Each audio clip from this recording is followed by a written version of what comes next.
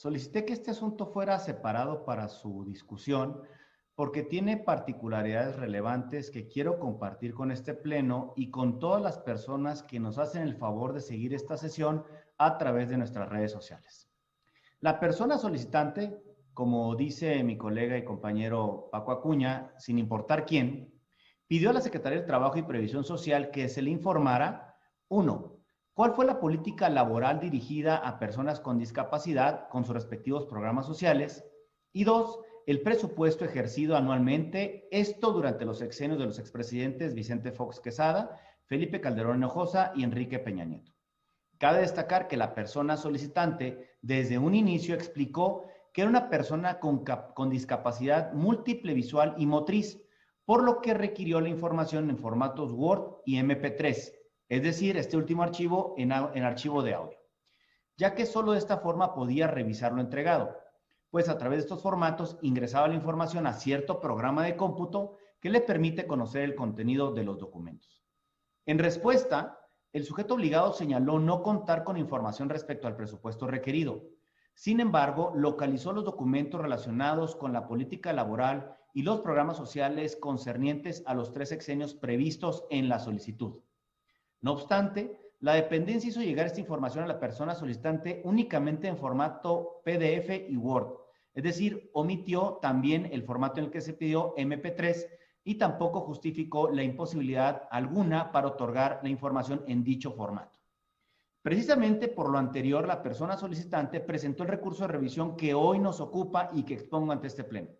en donde se inconforma con 2 cosas, a saber, primero, porque la respuesta está incompleta ya que no se contestó lo relativo al presupuesto, además de que lo entregado no abarcó lo relativo a los 3 sexenios. Y segundo, porque no se entregó la información en el formato MP3 o archivo de audio, a pesar de que de un inicio se comunicó lo relativo a su discapacidad.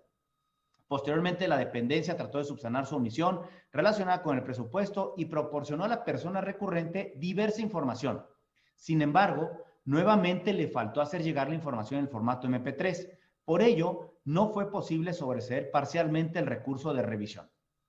Aunado a ello, del análisis realizado por esta ponencia, se identificó que el sujeto obligado no realizó la búsqueda de la información en la unidad de trabajo digno, lo cual se encarga de promover políticas y acciones de inclusión laboral y de un trabajo digno para personas en situación de vulnerabilidad, así como también de fomentar entornos laborales y organizacionales que propicien condiciones óptimas para la incorporación de los trabajadores a diferentes regímenes de seguridad social, por lo que, de acuerdo a sus atribuciones, tiene la posibilidad de contar con mayor información relacionada con lo solicitado por el particular. Sin embargo, y llamo la atención, lo más relevante de este asunto es el estudio relacionado con el agravio dirigido a combatir el formato inaccesible en que fue puesta a disposición la información. Sobre esta inconformidad, los lineamientos que establecen los procedimientos internos para atención de solicitudes de acceso a información pública en su numeral 8 disponen que, abro comillas, las áreas a las que sean turnadas las solicitudes, en las que señale su acceso o en el formato accesible, deben pronunciarse de la factibilidad de que la respuesta a la solicitud sea otorgada en dicho formato, cierro comillas. Y en caso de no ser posible, deben fundar, obviamente, y motivar las causas relativas ante el Comité de Transparencia como órgano máximo, ante el sujeto obligado, para que éste, repito, como autoridad máxima, resuelva lo que en derecho corresponda. En el caso concreto, la dependencia no se pronunció sobre la imposibilidad de atender el formato requerido. Por ello, se instruye a entregar la información en formato MP3 y Word. Este agravio tiene un punto y un peso importante, pues estamos en presencia de una solicitud que implica la atención de ajustes razonables, los cuales, en términos del artículo 3º, fracción primera de la Ley General de Transparencia, consisten en las modificaciones y adaptaciones que son necesarias y adecuadas, que no impongan una carga desproporcionada o indebida para garantizar a las personas con discapacidad el goce o ejercicio en igualdad de condiciones de sus derechos fundamentales. Al respecto, conviene señalar que de acuerdo con los datos de la Organización Mundial de la Salud al 2020, más de 1,000 millones de personas viven en todo el mundo con algún tipo de discapacidad, lo que equivale aproximadamente al 15% de la población mundial.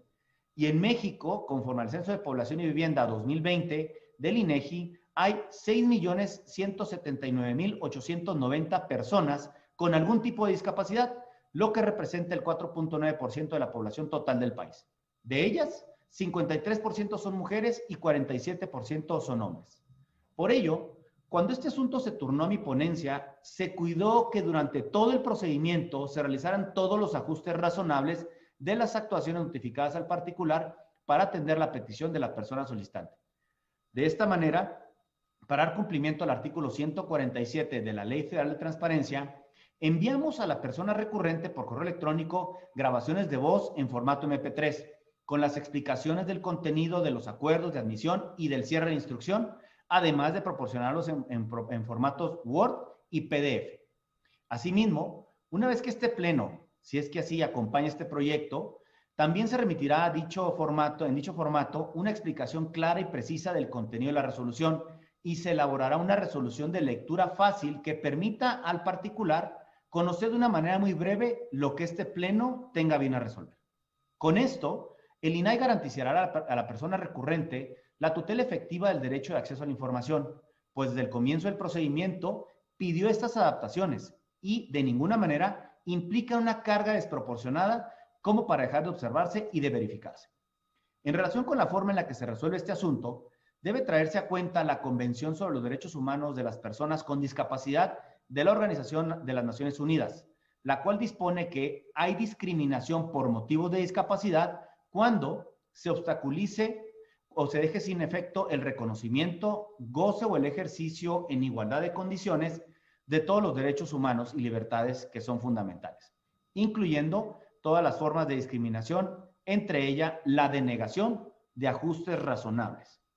Por ello, considero que debe cobrar vida y vigencia las disposiciones que fueron creadas por el legislador federal para evitar la discriminación por motivos de discapacidad. Asimismo, resoluciones como esta corrigen la actuación de los sujetos obligados y los exhortan para que se actualicen y apliquen las disposiciones especiales que existen para sustanciar esta clase de asuntos, entre las que se encuentran los criterios para que los sujetos obligados garanticen condiciones de accesibilidad que permitan el ejercicio de los derechos humanos de acceso a la información y de protección de datos personales a grupos vulnerables. Dichos criterios, como lo sabemos,